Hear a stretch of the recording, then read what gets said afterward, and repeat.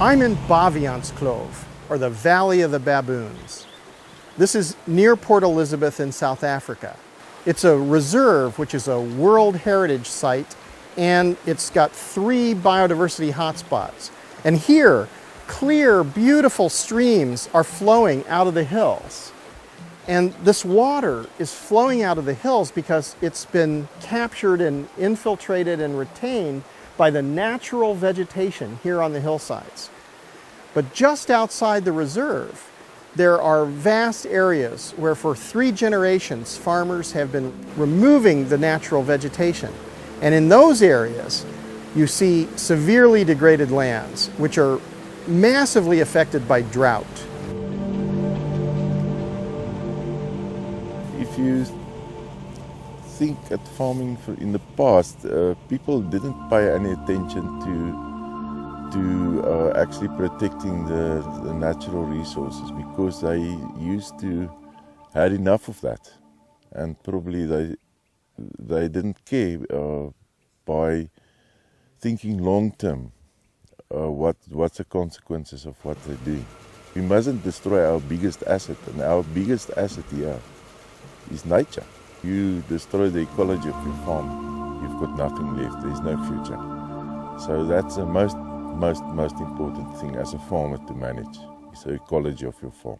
To address the degradation, the South African government, African and international academics and students, and local people have created the Participatory Restoration of Ecosystem Services and Natural Capital in the Eastern Cape, or Presence.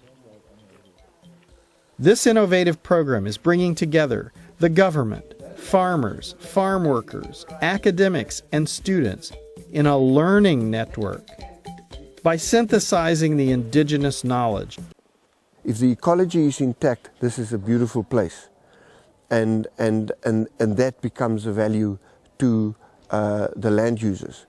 Secondly, another link to the ecology, this area has got the ability to generate a huge amount of carbon in the context of an arid or semi-arid to arid landscape.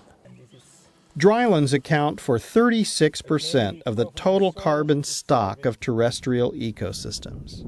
Despite its low plant biomass of 60 tons per hectare, compared to an average of 150 tons per hectare in other terrestrial systems, there is substantial potential for soil carbon sequestration given its very large surface area and the high level of soil degradation.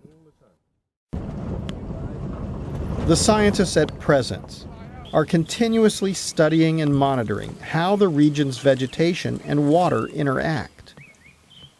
Already, the Learning Network has inspired 40 master's degrees and 10 PhDs.